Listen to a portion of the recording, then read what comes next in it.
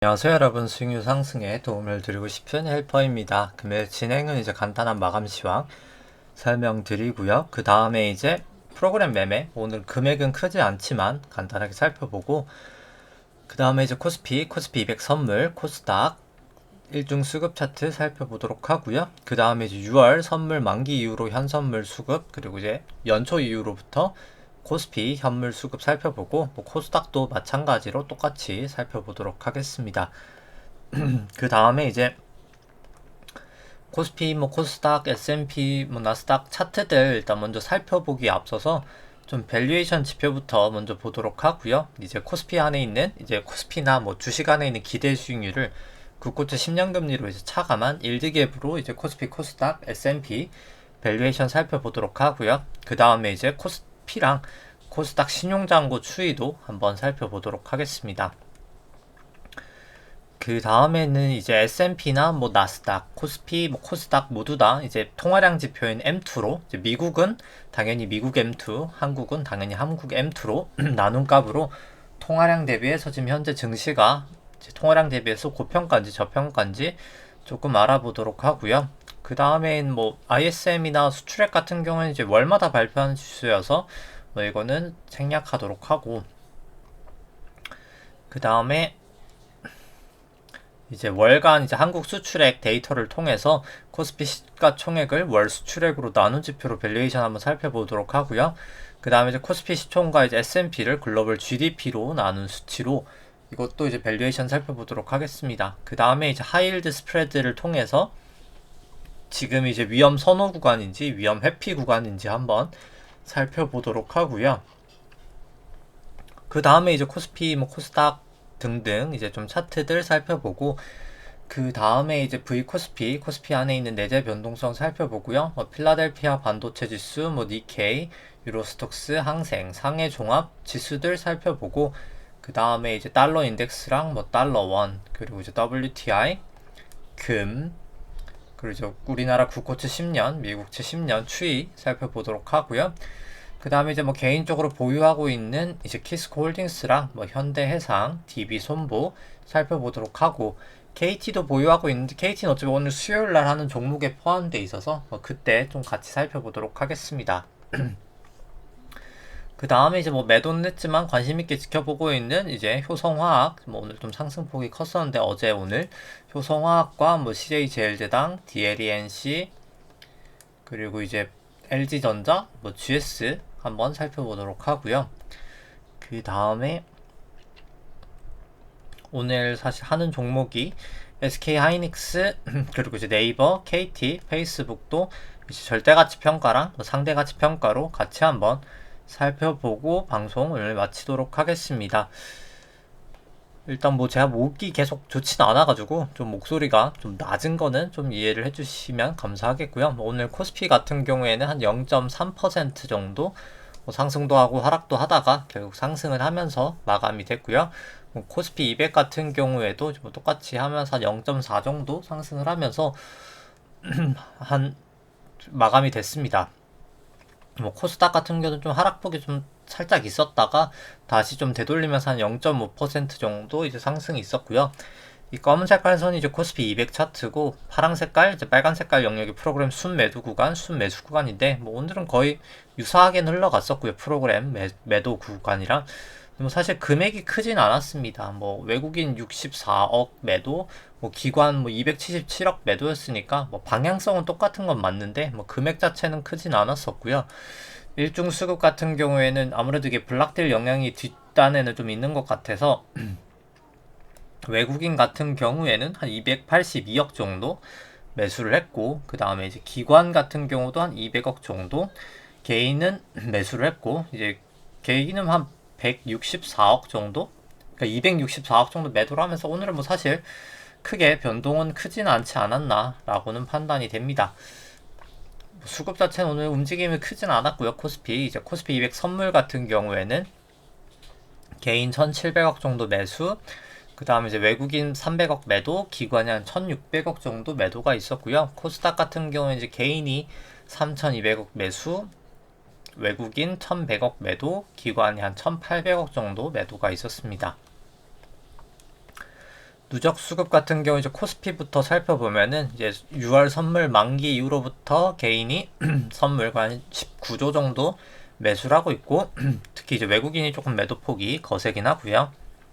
누적 선물 같은 경우에도 일단 뭐 외국인이 계속 매도를 하고 뭐 조금 약간 최근엔 좀 되돌리고 있긴 하지만 누적적으로는 한 1.7조 정도 일단 매도를 하고 있는 포지션을 가지고 있습니다. 연초이로 개인 같은 경우 거의 70조 정도 지금 뭐 매수를 하고 있는 한 69조 정도 거의 70조 정도 매수를 하고 외국인 기관은 다 매도 추세고요.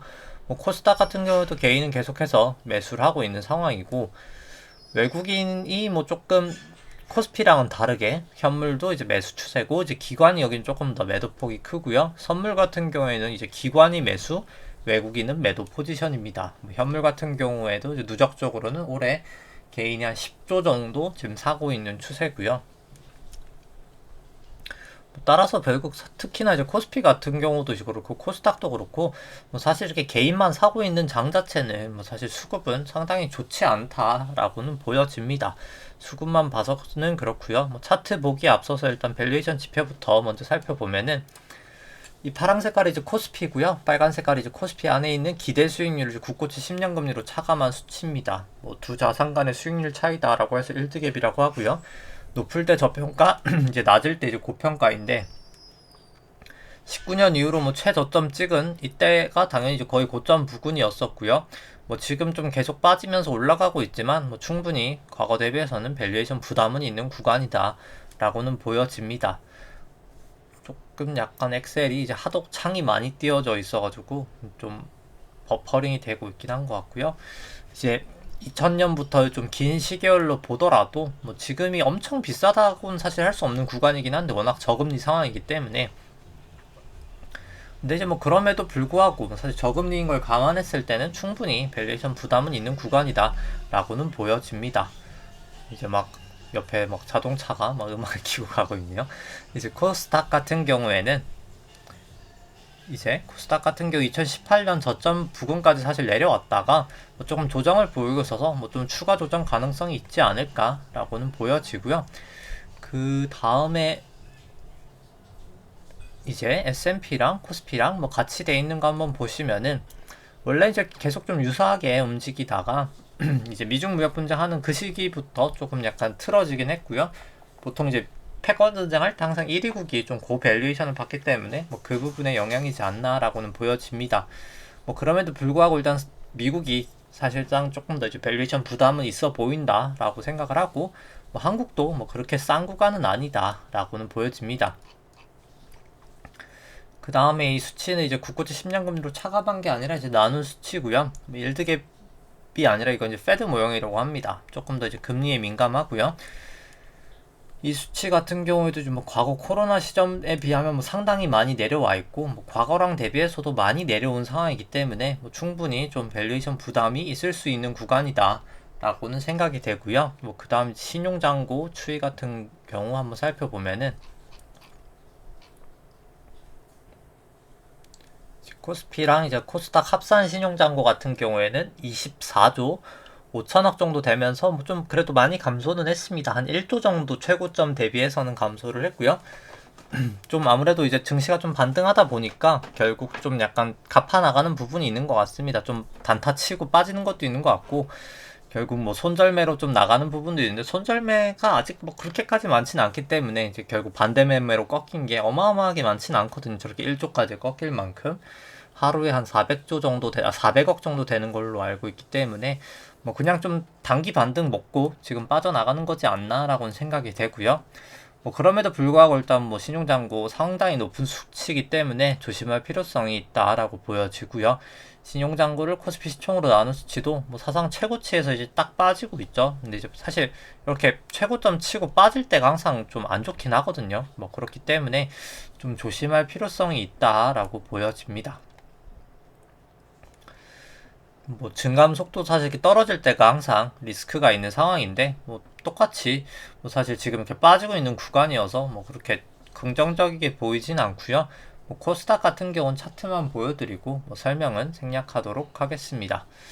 그 다음에는 이제 통화량 지표 대비해서 이제 S&P랑 나스닥, 뭐 코스피, 코스닥 살펴보면은 이건 이제 통화량 대비해서 높을 때 고평가, 낮을 때 이제 저평가고요. S&P 같은 경우 이제 뭐 닷컴 버블 이후로 사상 최고치기 때문에 여기도 충분히 밸류에이션 부담은 있다라고 보여지고, 뭐 나스닥도 닷컴 버블 이후로 사상 최고치기 때문에 밸류에이션 부담은 통화량 대비해서도 있다라고 보여지고, 뭐 코스피 같은 경우에도 뭐 사상 최고치까지는 아니지만 충분히 밸류에이션 부담은 있는 구간이다 라고 보여지고, 뭐 코스닥도 마찬가지로 이제 닷컴 버블 이후로 2018년 이제 최고치를 거의 딱 똑같이 친 다음에 지금 빠지고 있어서 뭐 충분히 좀 중기적으로는 전 좀 더 빠지지 않을까라고는 보여집니다. 그리고 뭐 계속해서 뭐 사실 가끔씩 이야기를 하고 있지만은 이 중국 같은 경우가 M1 나누기 M2가 이제 이렇게 낮을수록 사실 유동성이 없다는 거거든요. 이제 유동성이 고갈됐다는 의미인데, 뭐 그냥 단적으로 뭐 우리나라, 항상 이제 우리나라를 예로 많이 드는데, 우리나라 이제 제일 M1 나누기 M2 파랑 색깔 선인데요. 파랑 색깔 선 제일 낮았을 때가 IMF 때입니다. 뭐 당연히 이제 IMF 때가 우리나라 유동성이 가장 없을 때였죠. 그 다음이 이제 2008년도 금융위기였었고요. 뭐 그렇기 때문에 낮을 때 사실 보시면 뭐 증시가 다르게 떨어지는 그런 순간들인데, 중국도 당연히 뭐 최근에 제일 낮았던데 2015년 중반부인데, 뭐 그때 이렇게 중국 증시, 항생, 상해종합 다 급락을 했었고요. 이번에도 이제 사실 이렇게 내려온 다음에 이미 뭐 항생은 많이 조정을 받았죠. 많이 조정을 받았는데, 뭐 개인적으로 저는 뭐 좀 더 조정을 받을 가능성이 있지 않을까라고는 좀 생각이 됩니다. 좀 충분히 아직까지 좀 조심을 해야 될 단계다라고는 생각을 하고요. 뭐 중국발 좀 노이즈가 나올 수 있는 단계다라고는 생각이 되고요. 그 다음에 이제 월간 이제 한국 수출액 대비해서 시가총액 살펴보면은, 시가총액을 이제 월 한국 수출액으로 봤을 때 뭐 수출액은 사실 지금 사상 최고치고요. 최고치임에도 불구하고 사실 충분히 높은 레벨이거든요. 과거 항상 36배 정도 됐을 때 이제 밸류에이션 부담이 있었는데, 뭐 지금은 좀 최고치기 때문에 조금 내려오긴 했지만 충분히 높은 레벨이기 때문에 밸류에이션 부담은 충분히 있는 구간이다 라고는 보여지고요. 코스피 시총과 이제 S&P를 글로벌 GDP로 나눈 수치 같은 경우에도 과거 고점들을 이미 다 넘긴 상황이기 때문에 미국도 이제 닷컴 버블 수준을 넘긴 상황이고, 충분히 이제 밸류에이션 부담은 있어 보인다라고 다 두 나라 다 생각이 되고요. 이제 하이힐드 같은 경우에는 결국 이동평균선이 중요한데, 이제 추세이기 때문에 이제 결국 파랑 색깔 이제 하이힐드 스프레드가 이제 이동평균 위에 있으면은 위험, 결국 회피 이제 구간, 결국 이제 밑에 있으면 위험 이제 선호 구간이라고 생각하시면 될 것 같은데, 일단 뭐 200일 이동평균선으로 봤을 때는 일단 뭐 아직까지는 넘진 않았기 때문에 장기적인 뭐 하락 추세다라고 하기에는 아직은 조금 이제 위험 회피 구간이다라고 하기에는 아직은 조금 이르다라고는 보여지고요.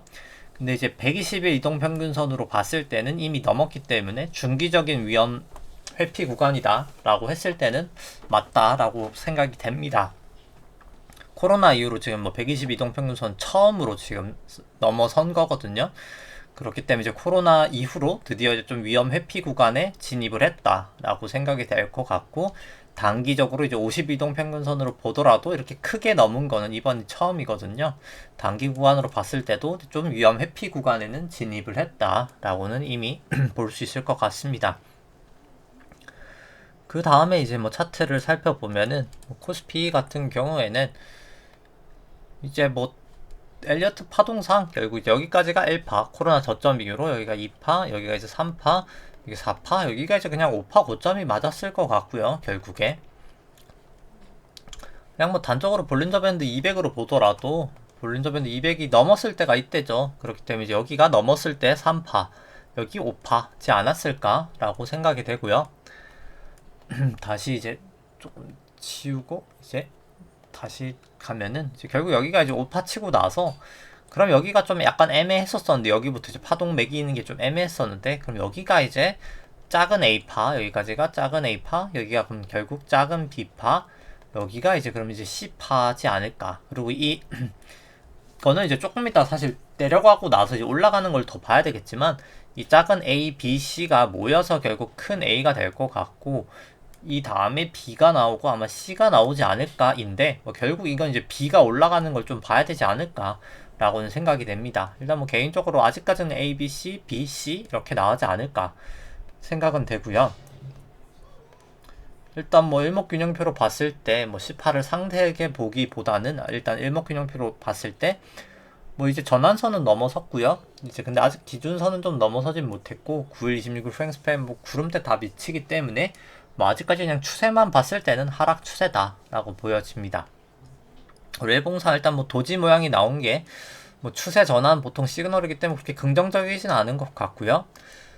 그냥 이제 코스피 120으로 보면은 뭐 저 같은 경우 이제 사실 코스피 120을 잘 보기 때문에 이제 뭐 선물이든 뭐 옵션이든 할 때 사실 기초자산이 코스피 200이기 때문에 결국 여기 5파 고점에서 A파 고점을 그어봤을 때 다시 이제 그걸 이제 B파 고점이죠. A파 고점에다 올려놓으면 아마 이제 C파가 여기까지 빠질 확률이 높거든요. 뭐 그렇기 때문에 개인적으로 뭐 계산치상 저 같은 경우에 이제 314 정도까지 올라가고 그 다음에 이제 390 한 3, 4 이 정도 이렇게 좀 빠지지 않을까라고 이제 C가 이렇게 1, 2 이제 B가 이제 A, B, C 이제 A, B, C 이렇게 가고 C가 1, 2, 3, 4, 5 이렇게 해서 빠지지 않을까라고 일단은 뭐 생각을 하고 있고요. 일단 뭐 분봉상으로 봤을 때 한 뭐 120분봉으로 봤을 때 여기가 이제 B파의 고점인 것 같고 여기가 이제 1파이고 여기가 이제 A, B, C로 이제 2파가 나오고 여기가 이제 1, 2, 3, 4, 5로 1, 2, 3, 4, 5가 이렇게 나오면 안 되죠? 제가 잘못 그렸는데 여기가 이제 그죠 1, 2, 3, 4, 5로 3이 맞죠? 이렇게 1, 2, 3, 4, 5로 3이 맞고 여기가 3파이고 여기가 이제 지금 아마 A, B, C 이런 식으로 아마 이제 4가 나오고 나서 여기가 이제 4의 고점이었을지는 모르겠는데 일단 뭐 4가 지금 계산치로 봤을 때 414거나 아니면 420까지 나오거든요. 근데 이제 420 여기죠. 이제 422.86을 넘어가면 또 안 되기 때문에 이제 1파랑 4파가 겹치면 안 되거든요.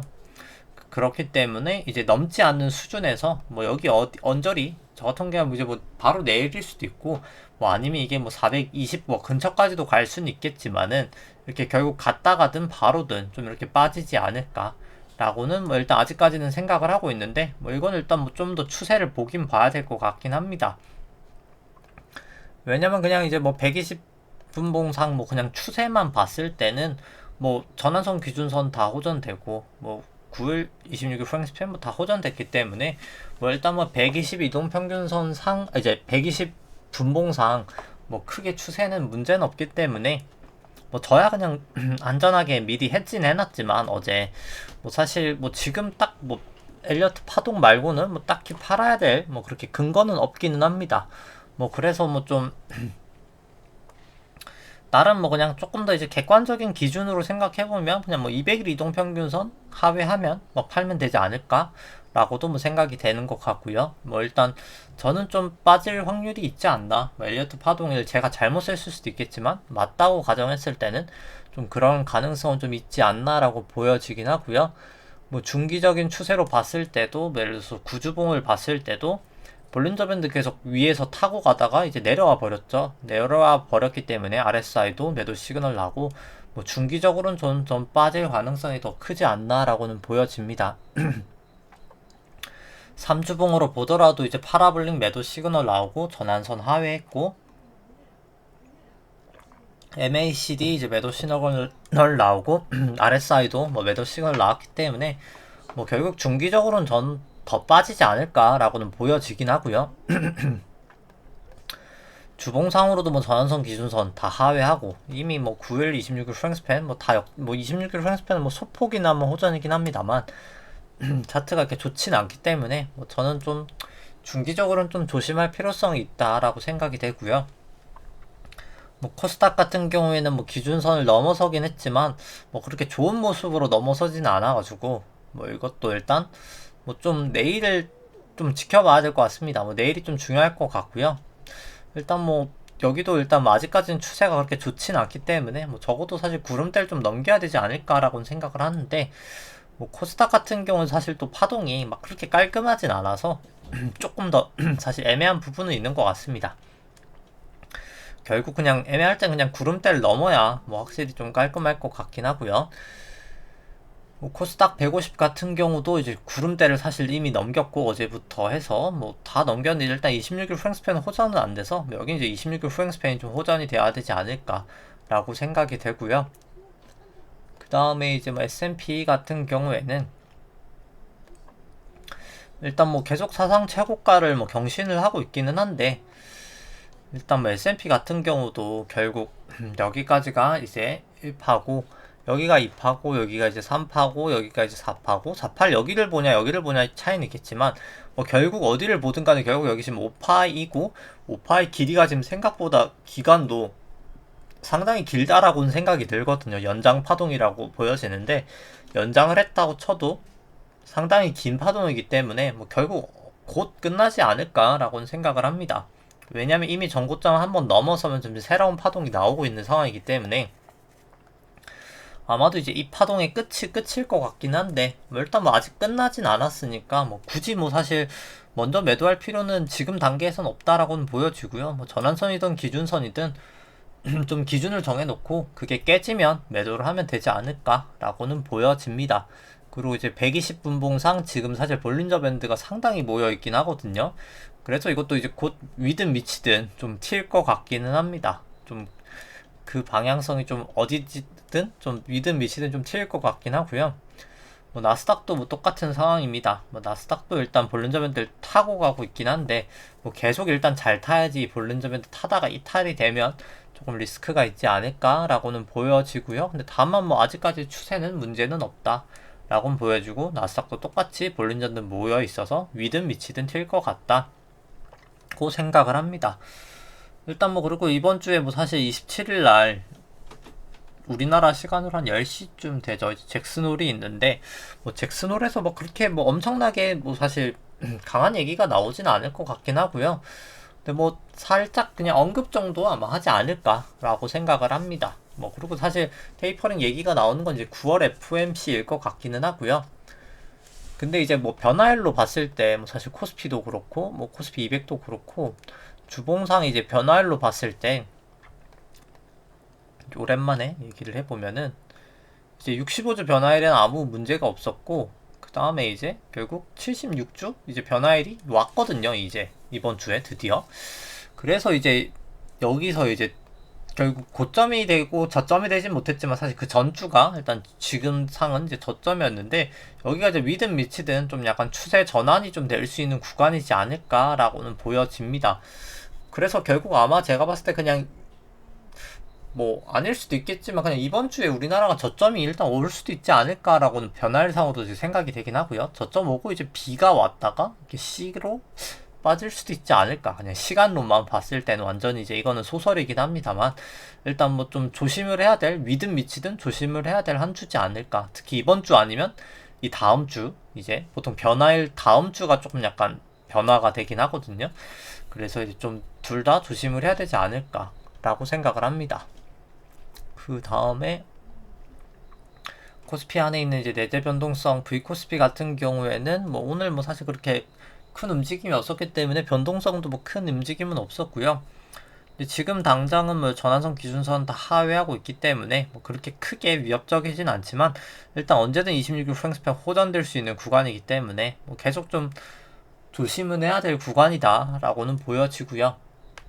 그 다음에 이제 필라델피아 뭐 반도체 지수 같은 경우에는 뭐 여기도 이제 도지가 나가지고 그렇게 모습이 막 아주 긍정적이게 보이진 않은 것 같고요. 근데 다만 뭐 아직 전환선 기준선 뭐 9월 26일 프랭스팬 뭐다 호전된 단계여서 뭐 추세상 크게 문제는 없다라고는 보여지지만, 일단 뭐 조금 뭐 개 차트가 엄청 좋아 보이지는 않는 상황인 것 같기는 합니다. 일단 뭐 다만 뭐 추세로 매매한다고 했을 때 뭐 굳이 지금 뭐 딱 매도를 할 필요는 없다라고는 보여지긴 하고요. 근데 다만 이제 여기도 뭐 굳이 하나 흠을 접는다면 전환선 기준선 역전이 되었죠. 뭐 그렇기 때문에 아주 막 추세가 엄청 좋다라고도 하기도 애매한 상황인 것 같긴 합니다. 그 다음에 이제 뭐 니케이 같은 경우는 뭐 전환선 기준선을 이제 드디어 넘기는 했고요. 그래서 비파 반등은 좀 있을 수도 있겠다라고는 보여지지만 일단 뭐 아직까지는 추세는 좋지 않다. 뭐 여전히 이제 구름대 미치고 200일 이동 평균선 미치고 결국 뭐 내일 되면 이제 50일, 200일 이동 평균선도 이제 결국 중기적인 추세선 자체도 역전이 되는 구간이기 때문에 뭐 사실 이제 조금 약간 하방 추세다. 사실 긴 추세 같은 경우 이제 50일하고 200일 이동 평균선이 이제 역전이 되면 이제 중기 추세, 장기 추세는 이제 역전이 됐다라고 보는 게 맞거든요. 좀 그렇게 봐야 되지 않을까라고는 보여지고 유로스톡스 같은 경우는 뭐 크게 움직임은 없고요. 일단 아직까지는 뭐 다 호전돼 있어서 큰 문제는 없는데 일단 뭐 여기도 뭐 그렇게 이제 엄청나게 긍정적이게 보이진 않는 것 같습니다. 뭐 다만 이제 기준선 점점 이제 슬슬 올라오고 있죠. 이제 며칠 동안 좀 올라올 텐데 이제 이거를 결국 그냥 기준선 정도 이제 깨지면 매도한다는 마음가짐으로 그냥 이제 들고 가더라도 들고 가면 되지 않을까 생각이 되고 뭐 항생 같은 경우는 뭐 사실 뭐 그렇게 크게 움직임은 없었고 오늘 뭐 한 마이너스 0.1 정도였으니까 근데 다만 여기도 이제 뭐 기준선 하회하고 있고 다 역전돼 있기 때문에 올라가도 저는 좀 비지 않을까라고는 뭐 일단 생각은 되고 그냥 뭐 추세만 봤을 때도 아직은 좋지 않다라고 보여집니다. 상해 종합 같은 경우 이제 그럼에도 불구하고 좀 이제 구름대를 좀 넘어갈 수 있는 모양새인 것 같고요. 26일 프랭스 밴도 좀 호전될 수 있는 모양새지 않나라고는 생각이 됩니다. 근데 뭐 제가 뭐 유동성 그런 부분 때문에 그런지 막 중국 쪽은 막 그렇게 사실 좀 추천드리긴 좀 애매한 것 같긴 하고요. 일단 뭐 적어도 일단 뭐 내일 구름대라도 좀 넘고 26일 프랭스팬이라도 좀 호전되는 걸 보고 나서 조금 더 이제 고민을 해봐도 늦진 않지 않을까 생각이 되고 뭐 달러 인덱스 같은 경우 아직 26일 프랭스팬 호전되어 있고 기준선 위기 때문에 일단 뭐 아직까지는 상방이 더 맞다라고는 보여주고요. 추세상으로 뭐 달러 원 같은 경우에도 뭐 마찬가지입니다. 뭐 아직까지는 조금 더 추세 자체는 상승 추세에 있다라고 보여지고 근데 다만 뭐 MACD는 조금 매도 시그널을 나타내고 있고요. 뭐 WTI 같은 경우에는 뭐 다시 좀 빠지고 있습니다. 재차 좀 하락을 하고 있고 근데 이게 좀 선물하고 지금 조금 다른 것 같긴 하네요. 37로도 있는데 이게 지금 좀 제가 봤을 때 데이터가 지금 잘린 것 같긴 하네요. 지금 제가 봤을 때 제가 알기로 37 정도인데 이게 아무래도 이제 8월 선물 만기가 되면서 아마 좀 잘린 것 같은데 이거는 뭐 조금 업데이트를 해야 될 것 같고요. 뭐 그냥 찾아보면은 지금 최신 선물을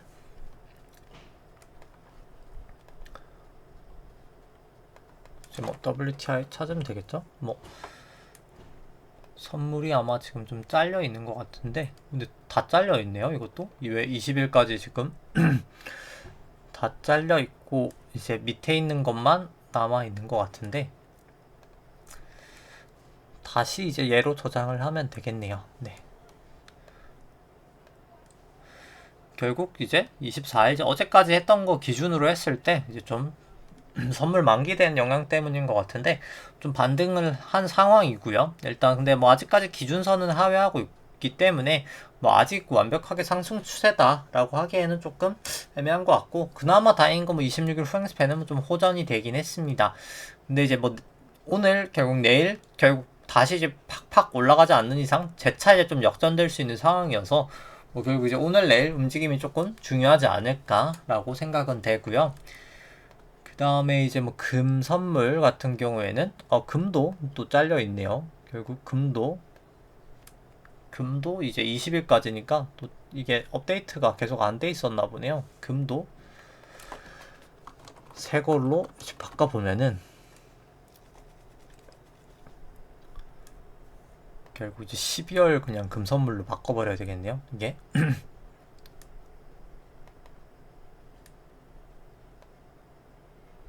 근데 이것도 안 돼 있는 거 보면은 이것도 이제 밑에 있는 게 또 많네요. 이게 이제 아무래도 데이터가 좀 업데이트가 좀 늦는 것 같긴 하고요.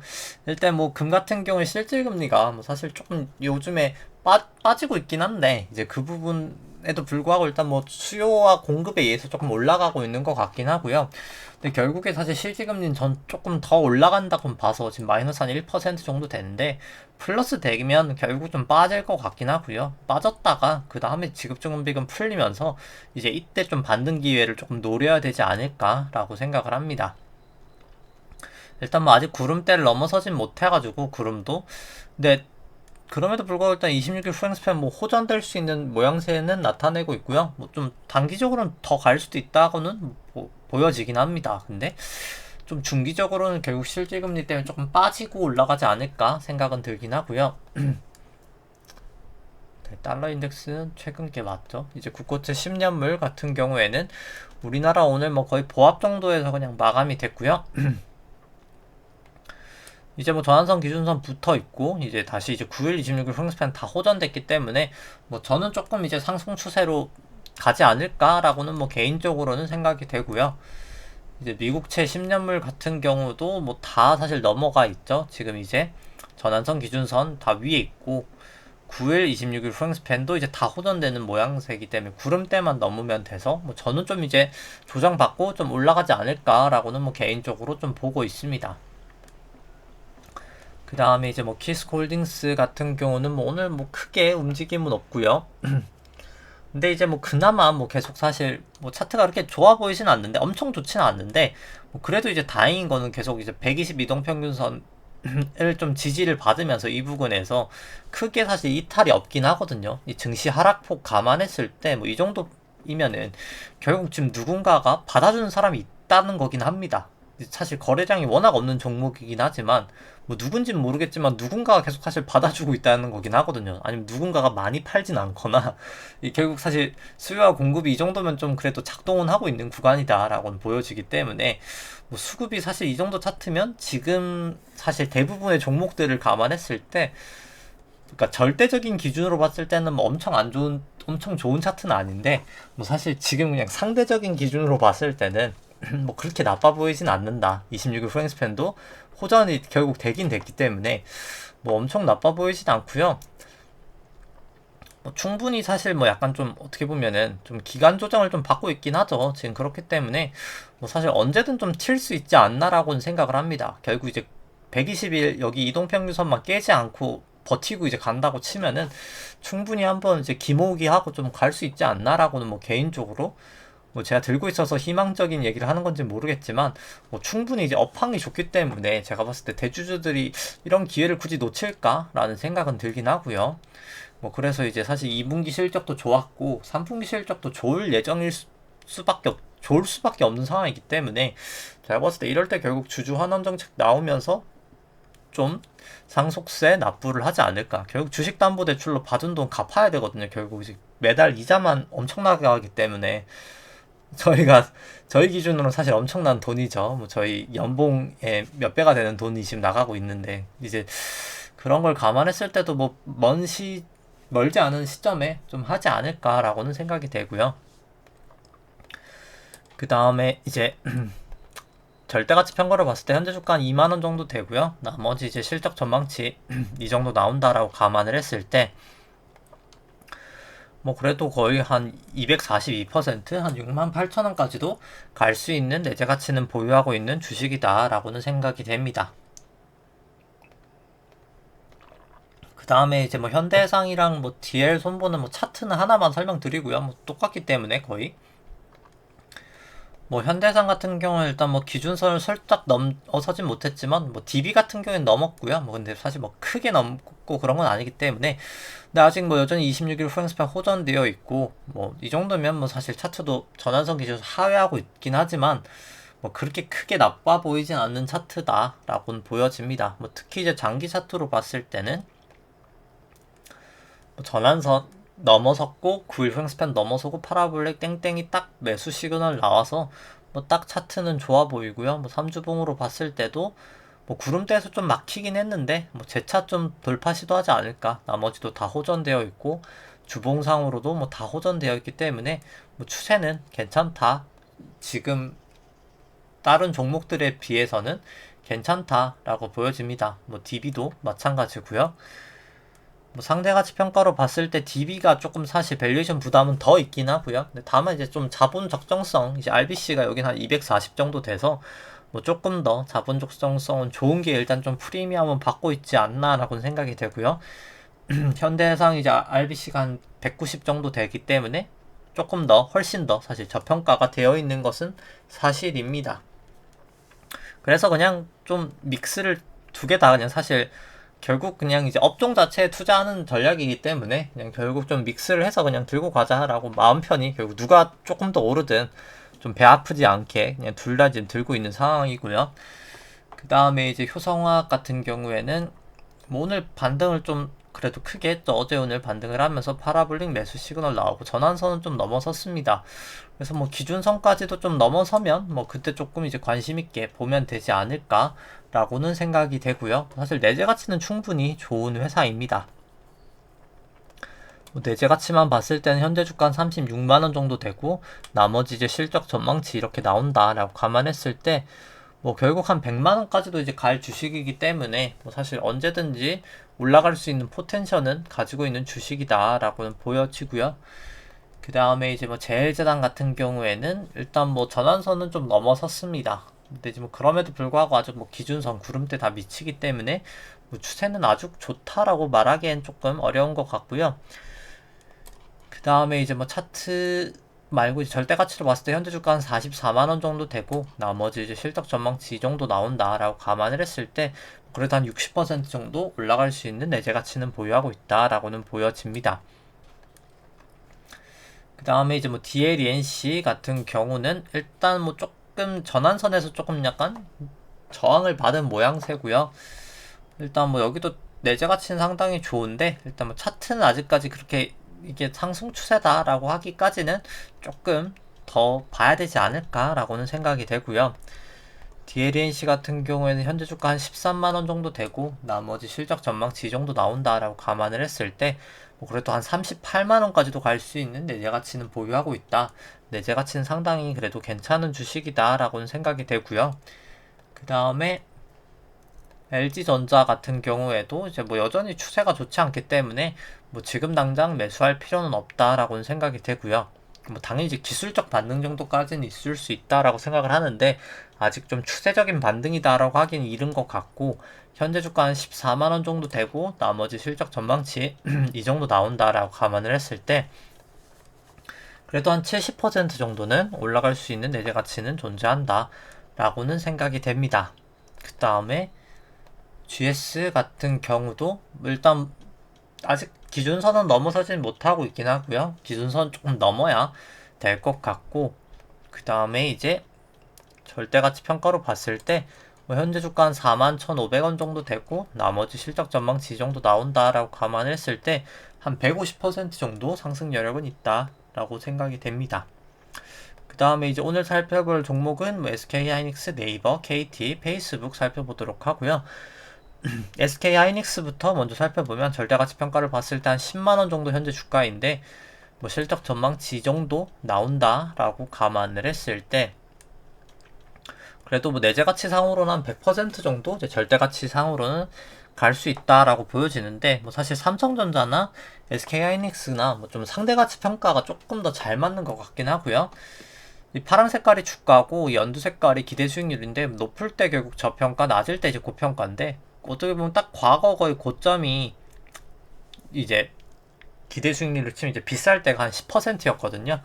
이번에 뭐 거의 10%에 근접한 한 10.5 정도 기록하고 결국 고점 찍고 지금 빠지고 있는 상황인데 뭐 최대로 기대 수익률 올라갈 때 거의 20 몇 %까지도 가기 때문에 충분히 한 20%까지도 갈 정도까지도 빠질 룸이 혹시나 있기 때문에 뭐 조금 성급하게 매수하기도 조금 약간 부담스러운 구간이지 않나라고는 보여집니다. PBR로 봤을 때는 좀 많이 빠지긴 했는데 뭐 많이 빠질 때 사실 보면 거의 1배까지도 빠지잖아요. 그래서 지금 뭐 1배까지가 아니기 때문에 뭐 또 지금이 뭐 결국 긴 시기열로 봤을 때 엄청 비싼 구간까지는 아닌데 그렇다고 막 엄청 빠졌다라고 하기도 주가 빠진 거에 비해서 지금 엄청나게 뭐 싼 구간이다라고 하기에도 조금 애매하다라고는 생각이 됩니다.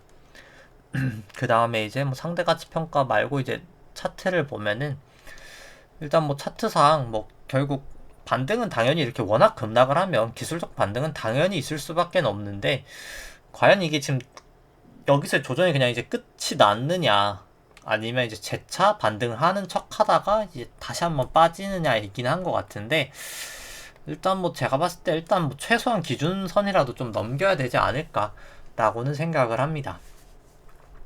그러고 나서 딱 손절 라인을 뭐 기준선이든 뭐든 딱 정해놓고, 기준선 넘어가더라도 딱 기준선 깨지면 매도한다는 마음가짐으로 좀 들어가는 게 맞을 것 같고, 뭐 저 같은 경우에는 뭐 사실 지금 그렇게 뭐 엄청나게 매력적이다라고는 뭐 리스크 대비해서는 그런 상황은 아닌 것 같긴 하고요. 그 다음에 뭐 네이버 같은 경우에는 현재 주가 43만원 정도 되고 실적 전망치 이 정도 나온다라고 감안을 했을 때 마이너스 그래도 한 60% 나오니까 밸류에이션 부담은 저는 좀 있지 않나라고는 생각이 되고요. 상대가치 평가로 봤을 때도 이제 뭐 일회성 이익 때문에 이제 PBR 올라간 영향 제외했을 때는 충분히 고평가인 구간이다라고 상대가치 평가로도 생각이 됩니다. 그 다음에 이제 뭐 네이버 같은 경우에 이제 뭐 차트를 봤을 때는 뭐 그래도 일단 뭐 차트상은 워낙 좀 이제 개인이 좋아하는 종목이다 보니까 뭐 엄청 나쁜 건 아닌데, 뭐 그래도 이제 전환선 기준선 하회하고 9일 26일 프랭스팬 뭐 다 역전돼 있고, 뭐 그나마 다행인 건 아직까지 하락폭이 크지 않았기 때문에 구름대가 이렇게 든든하게 받쳐주고 있다, 이 정도인데, 뭐 일단 뭐 너무 매도를 하기 싫다라고 하시면은 50일 이동평균선 그냥 깨지면 저는 좀 매도를 하는 게 맞지 않을까라고 생각을 합니다. 깨지기 전까지는 그냥 들고 가시고, 뭐 깨지면 그때 좀 매도하면 되지 않을까라고 생각을 하고요. 뭐 그 다음에 KT 보면은 KT 같은 경우 현재 주가 32,800원 정도 되고요. 나머지 이제 실적 전망치 이 정도 나온다라고 감안을 했을 때 뭐 밸류에이션상 뭐 한 10만원까지도 이제 갈 수 있는 내재 가치는 존재한다라고 생각을 하고요. 뭐 배당도 뭐 그냥 5.4% 정도도 기대가 되기 때문에 배당 매력도 그래도 꽤 있는 주식이다라고 생각이 되고, 상대가치 평가로 봤을 때도 뭐 이제 ROE가 이때는 이제 계속 빠지면서 기대 수익률이 계속 빠졌었거든요. ROE가 떨어지면서.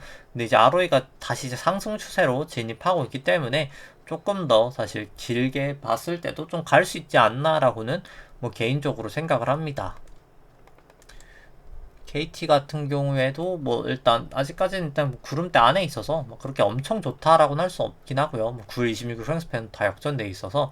근데 일단 뭐 밸류에이션 여기는 뭐 그렇게 비싼 구간은 아니기 때문에 뭐 좀 들고 갈 만하지 않나라고는 뭐 개인적으로 생각을 하고요. 그래도 이제 구름대 아니기 때문에 이제 거의 위쪽에 이제 가깝기 때문에 생각이 되고, 그 다음에 이제 뭐 페이스북 살펴보면은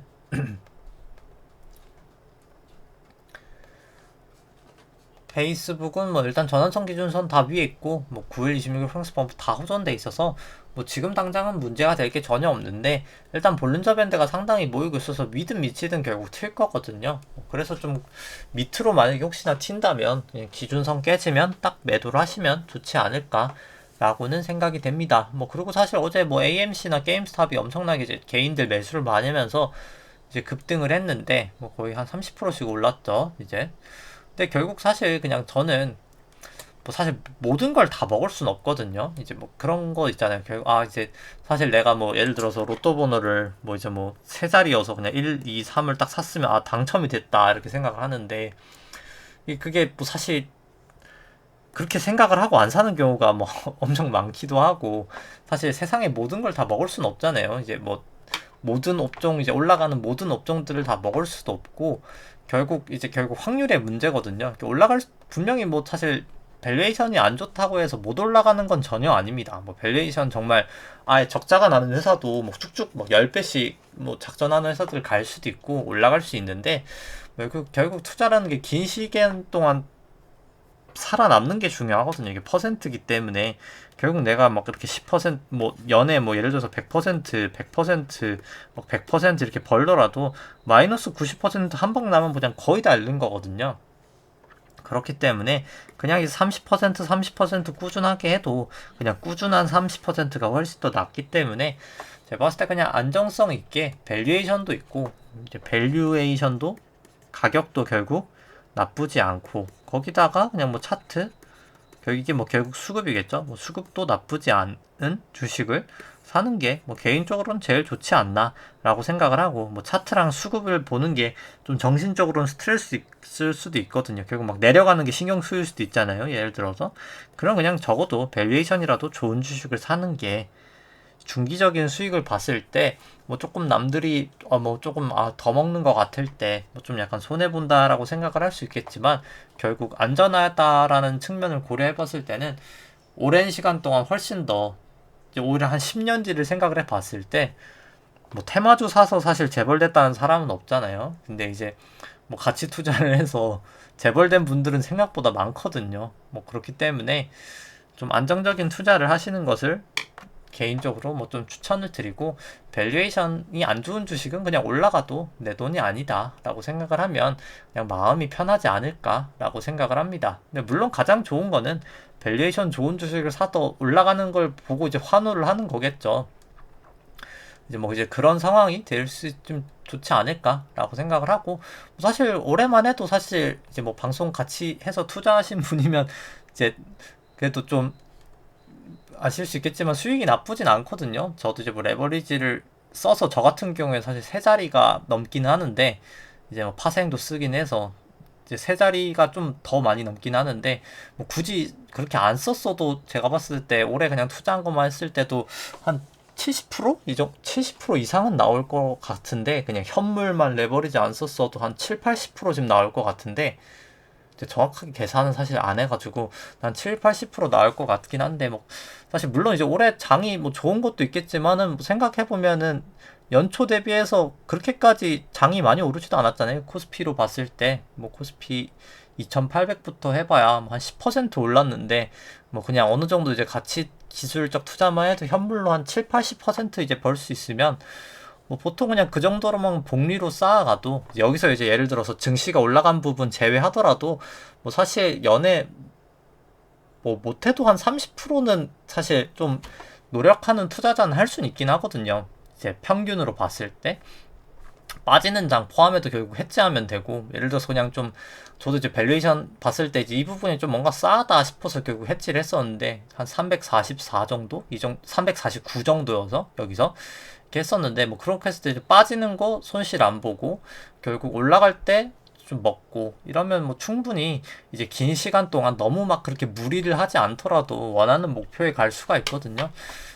그렇기 때문에 막 너무 막 저렇게 막 AMC, 게임스톱, 뭐 예를 들어서 막 비트코인 이런 거, 뭐 저도 이제 비트코인 안 하는 게 결국 내재 가치가 없다 보니까 막 사실 손에 안 가긴 하더라고요. 차트상으로 사실 이게 여기서 딱 여기가 오파여서 이제 반등은 할 것 같긴 했었는데, 그렇더라도 뭐 사실 이때 그냥 다른 걸 그냥 안정적으로 사는 게 전 더 낫지 않나라고는 생각을 해서, 좀 내재 가치가 있는 거를 사시는 거를 개인적으로 추천을 드립니다. 왜냐면 이제 앞으로 증시가 저는 막 그렇게 이제 뭐 사실 지금 뭐 대부분 제 방송을 들으시는 분들도 막 이렇게 뭐 10년 뭐 이상 투자하시는 분들보다는 아무래도 이제 코로나 이때 많이 들어오신 분들이 많지 않을까 싶은데, 뭐 사실 주식시장이 그렇게 항상 즐거운 시장은 아니긴 하거든요. 대부분 사실 보통 그러잖아요. 대부분 다 실패로 끝나는 시장이긴 합니다. 긴 시계열로 봤을 때. 뭐 단기적으로는 누가 벌었다, 뭐 누가 뭐로 벌었다, 뭐 누가 뭐 HMM으로 벌었다, 뭐 누가 뭐로 벌었다, 뭐 하지만은 이게 결국 그렇게 투자를 계속 하다가 성공하는 사람이 별로 없긴 하거든요. 결국은 다 이제 꼴고 나가는 사람이 많아서 항상 안전을 최우선으로 하시고 투자하시는 것을 좀 추천을 드리면서 이제 좀 방송을 마치도록 하겠습니다. 네, 좋아요와 구독 누르시면 감사하겠습니다. 이상입니다.